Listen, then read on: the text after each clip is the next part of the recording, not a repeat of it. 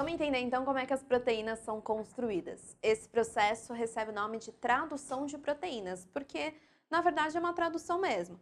Lembra que o DNA é o livro de receitas de como construir proteínas. A partir do DNA, moléculas de RNA são construídas que copiam, né, essa receitinha. E o RNA vai construir a proteína, vai traduzir esse código e vai construir a proteína. Por isso o processo chama-se tradução. A gente vai ver um código sendo traduzido. Esse código é o tal do código genético, né? Então, o código genético a gente encontra nas moléculas de DNA, a gente encontra nas moléculas de RNA e é através dele que a gente consegue saber qual é a sequência de aminoácidos que a proteína deve ter. Bom, para que a proteína seja construída, lembra que eu falei que não existe apenas um tipo de RNA. Se você não assistiu a aula de RNA, para essa aula, volta na aula de RNA e depois volta para cá, senão nada vai fazer sentido. A gente tem 3 tipos de RNA. O RNA mensageiro, que tem a mensagem, que tem a receita de como a proteína deve ser construída. O que é essa receita?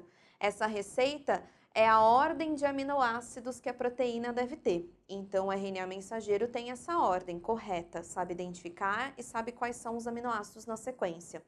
Ainda existe o RNA ribossômico, que forma uma organela chamada ribossomo, que vai ler essa receita, vai ler o RNA mensageiro. Então, olhando o meu desenho, aqui em amarelo eu coloquei o RNA mensageiro, que tem a receita, o código, né? O código ele é decifrado a partir dos nucleotídeos, das bases nitrogenadas na sequência. O ribossomo eu fiz aqui em vermelhinho, ele é feito de 2 subunidades. Nessas 2 subunidades a gente tem moléculas de RNA que a gente chama de RNA ribossômico, porque faz parte dessa estrutura, e tem umas proteínas também associadas. Aí o ribossomo, né, a organela fica mais ou menos com esse formato e o RNA mensageiro encaixa perfeitamente entre essas 2 partes do ribossomo. Então, o ribossomo ele vai ler o RNA mensageiro no sentido 5' 3', sempre esse sentido, né?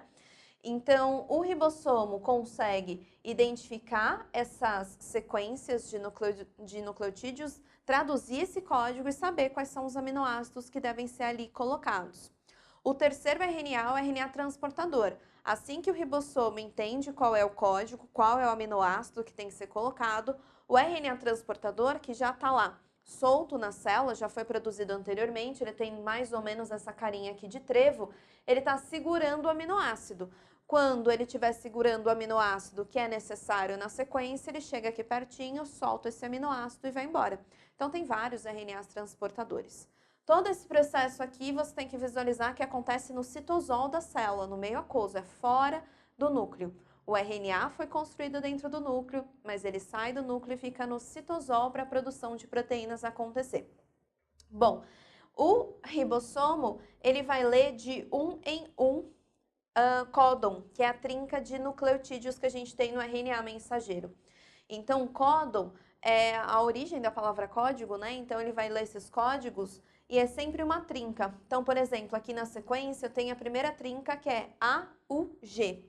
Para a gente é só uma sequência de nucleotídeos, mas para o ribossomo ele entende isso como o nome de um aminoácido. Ele sabe traduzir essa senha, esse código, no nome de um aminoácido. Então, AUG significa metionina, e aí o RNA transportador que está segurando essa metionina vem aqui e solta a metionina nessa posição. O ribossomo lê a próxima sequência, então, GGG.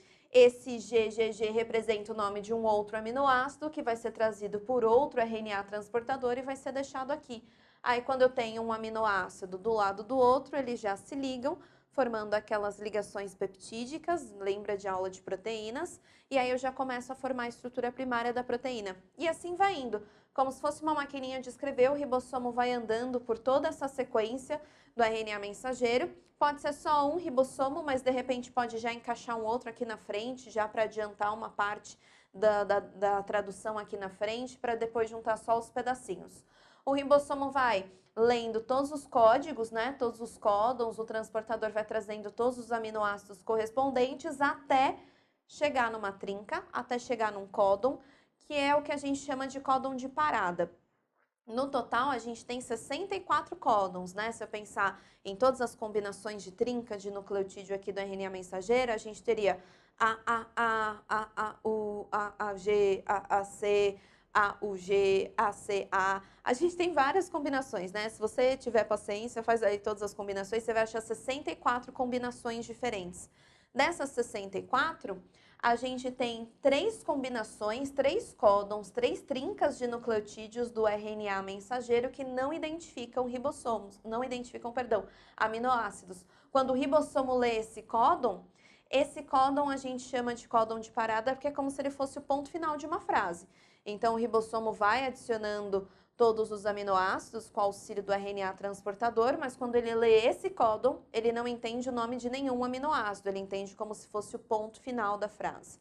Acabou a frase? Então, o ribossomo entende que aqui, a partir de então, não tem mais nenhum aminoácido para ser colocado. Ele solta o RNA mensageiro, ele solta a estrutura primária da proteína que ele estava construindo, ele para de exercer a sua função. Ele entende que acabou, que a estrutura primária da proteína já está produzida. Então, dos 64 códons no total, 3 são códons de parada, em alguns lugares eles escrevem códon stop. Aí a gente tem esses 3 aqui como códon stop, o GA, o AG e o AA. Apareceu qualquer um desses 3, o ribossomo para de ler o RNA mensageiro e provocar a adição de novos aminoácidos. Mesmo que tenha mais coisa escrita adiante, não vai ser lido, porque eu cheguei no ponto final, parou, né? Então, só ia adicionar os aminoácidos até esse códon de parada. São 64 códons no total, 3 são códons de parada, ou seja, sobram 61 códons. Esses 61 códons são trincas de nucleotídeos, 61 trincas de nucleotídeos para identificar 20 aminoácidos diferentes. Lembre que existem 20 aminoácidos diferentes para construir as proteínas? Só 20. Entre os naturais e os essenciais, são 20. Então, eu tenho 61 códons para identificar 20 aminoácidos, então é fácil a gente entender que tem muito códon para pouco aminoácido. Então, tem mais de um códon identificando o mesmo aminoácido. Então, de repente, um códon AAA identifica um determinado aminoácido e um códon AAG ainda identifica o mesmo aminoácido. Então, existem 2, 3, às vezes 4 códons para identificar só um aminoácido.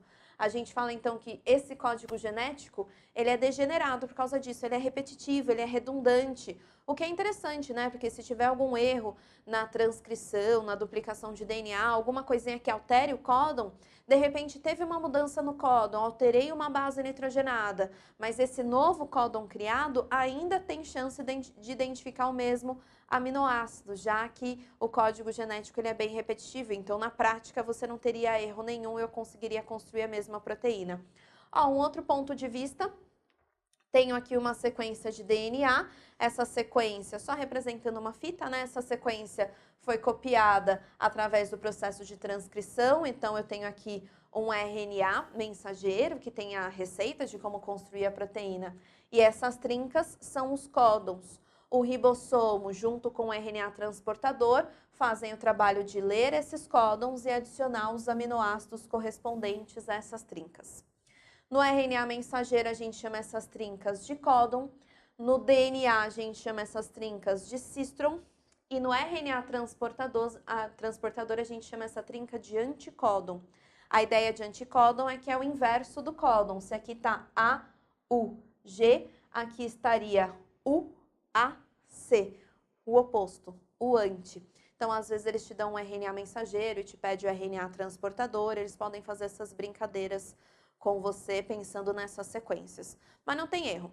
Então, o código genético ele é degenerado, ele é bem repetitivo, muitos códons para o mesmo aminoácido ser identificado.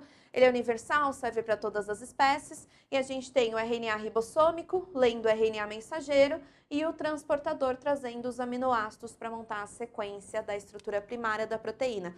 Depois, a estrutura secundária, terciária, pode ser construída posteriormente, mas o trabalho do RNA é só esse, construir a estrutura primária. Com isso, a gente tem todas as proteínas para que as células funcionem das maneiras corretas, lembrando que proteínas têm muitas funções diferentes, então todas são construídas do mesmo jeito, mas dependendo do formato que elas ficam, elas acabam agrupando funções diferentes, mas isso é uma coisa para você estudar na aula de proteínas.